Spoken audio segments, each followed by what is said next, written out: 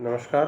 राजकीय मीरा कन्या महाविद्यालय के यूट्यूब चैनल पर आपका स्वागत है।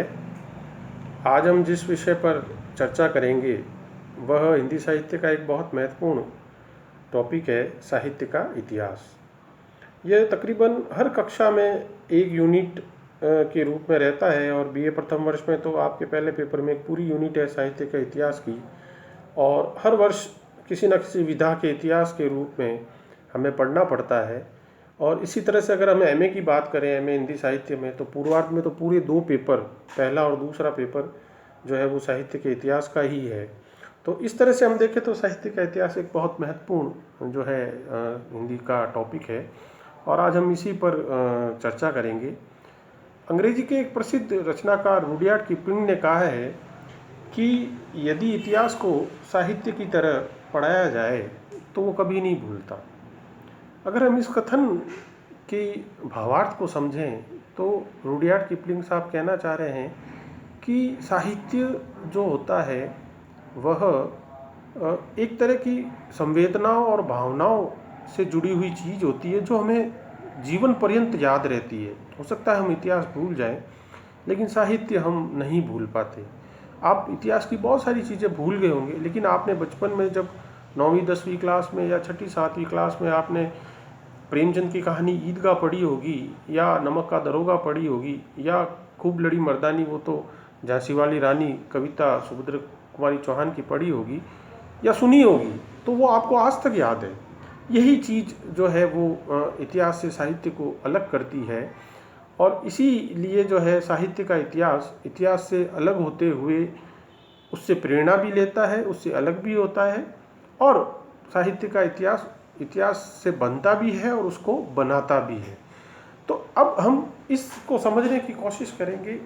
इसमें 2 शब्द हैं साहित्य के इतिहास में, पहला साहित्य और दूसरा इतिहास। साहित्य से आप मोटे मोटे तौर पर जानते ही हैं कि एक पीस ऑफ राइटिंग होता है, कला के क्षेत्र में एक राइटिंग का पीस, आप लेखन का और मौखिक रूप से एक इसको क्रम समझ लीजिए, जिसमें कविता, कहानी, उपन्यास, नाटक, निबंध, ये तमाम विधाएं जो हैं उसके अंतर्गत आती है। तो इस पीस ऑफ राइटिंग को हम लिटरेचर या साहित्य कहते हैं। वहीं इतिहास के कई अर्थ होते हैं। इतिहास एक विषय के रूप में भी आप जानते हैं होता है, पढ़ाया जाता है, जिसमें अतीत की घटनाओं का लेखा जोखा और ब्यौरा होता है। इतिहास वर्तमान से अतीत को देखने की एक दृष्टि भी होती है, जहां हम वर्तमान में खड़े होकर अतीत को देखते हैं, उन घटनाओं का जो है ब्यौरा प्राप्त करते हैं, उनसे सीखते हैं। इसी तरह से इतिहास जो है मानव सभ्यता के विकास और परिवर्तन और उसकी गाथा भी होती है। तो हम इस तरह से देखते हैं कि इतिहास के कई रूप जो है हमारे सामने आते हैं। इसमें तथ्य सबसे महत्वपूर्ण होता है इतिहास में। वहीं साहित्य में सबसे महत्वपूर्ण चीज़ तथ्य ना होकर संवेदनाएं, भावनाएं और हमारे भाव, अनुभूतियां होती है। तो इस तरह से साहित्य और इतिहास, अगर हम साहित्य के इतिहास को अब समझने का प्रयास करें तो साहित्य के इतिहास का मोटा मोटा जो अर्थ वो यह हुआ कि एक ऐसी प्रक्रिया, एक ऐसी चीज़ जिसमें हम साहित्य की विधाओं का लेखा जोखा, साहित्य के विधाओं का तथ्यात्मक विवरण, उनका विकास कैसे हुआ, उनमें परिवर्तन कैसे हुआ, इन सब का अध्ययन जो है हम अगर किसी एक विषय के अंतर्गत करते हैं तो वो कहलाता है साहित्य का इतिहास। यानी साहित्य की जितनी तमाम विधाएं रही, पीस ऑफ राइटिंग रहे, वह जो है कैसे डेवलप हुए, कैसे उनकी उत्पत्ति हुई, कैसे वो बदले, कैसे एक आंदोलन का रूप धारण किया, कैसे जो है उन्होंने परिवर्तन का रास्ता इख्तियार किया, इन सब का अध्ययन जो है हम साहित्य के इतिहास के अंतर्गत करते हैं। इसमें तमाम विधाएं जो साहित्य की, अगर हम हिंदी साहित्य की बात करें तो कहानी, उपन्यास, नाटक, निबंध, यात्रावर्त, इन सब का इतिहास, यानी इन सब के बारे में तथ्यात्मक जानकारी, इन सब के बारे में लेखा जोखा, विवरण, सब हमको जो है साहित्य के इतिहास के अंतर्गत प्राप्त हो जाता है। यदि हम ये बात करें कि क्या साहित्य का इतिहास भी इतिहास की तरह महान लोगों की गाथा होती है? नहीं, ऐसा नहीं है। यही एक फ़र्क साहित्य का इतिहास से होता है कि साहित्य के इतिहास में केवल महान लोगों की गाथाएं ही नहीं होती, बल्कि जन साधारण के हास परिहास, दुख दर्द, उनकी संवेदनाएं भी पूरी तरह से होती है। इतिहास में जो है वह महान लोगों की जो बातें होती है उन पर ज़्यादा जोर दिया जाता है, और हमारे साहित्य के इतिहास में जो है वह ऐसी चीज़ें आ जाती है जो इतिहास से जानबूझकर या अनजाने में छूट जाती है।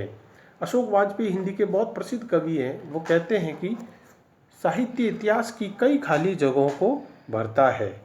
वो वहाँ जाता है जहाँ इतिहास कभी ना जाता है।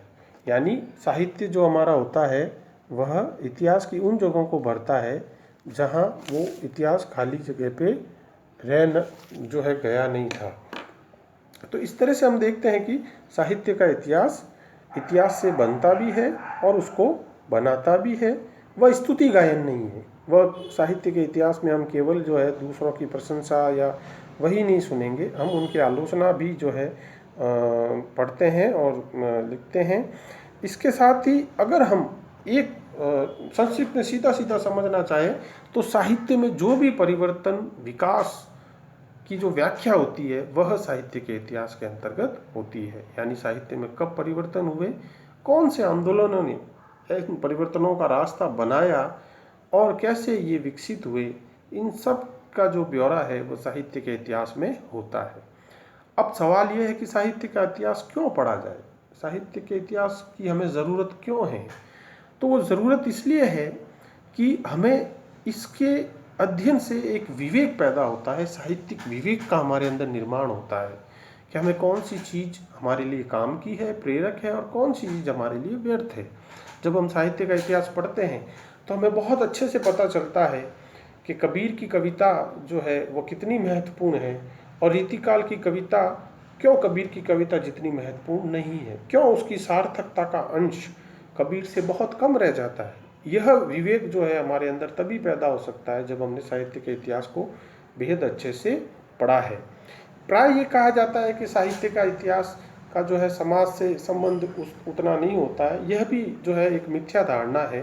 साहित्य के इतिहास का समाज से बहुत गहरा संबंध होता है, क्योंकि जो एक साहित्यकार साहित्य लिख रहा होता है वो अपने समाज में लिख रहा होता है, और उस समाज से वो प्रभावित भी होता है और उससे वो बहुत प्रेरणा ग्रहण करता है, और उसके व्यक्तित्व के निर्माण में जो है उसका बहुत बड़ा योगदान जो है वह होता है। तो इस तरह से हम देखते हैं कि साहित्य का इतिहास हमें उन रचनाओं, उन जो है विधाओं के बारे में पूरी जानकारी देता है, हमारी संवेदनाओं को विकसित करता है, हमारे विवेक को बढ़ाता है, और हमें एक उस जो है स्तर पर लेकर आता है जहां हम पहचान सकें कि ये साहित्य कैसे विकसित हुआ और कौन सा साहित्य हमारे काम का है और कौन सा जो है हमें उससे सीखने की ज़रूरत है। इन सब की जो है व्याख्या वह साहित्य का इतिहास करता है।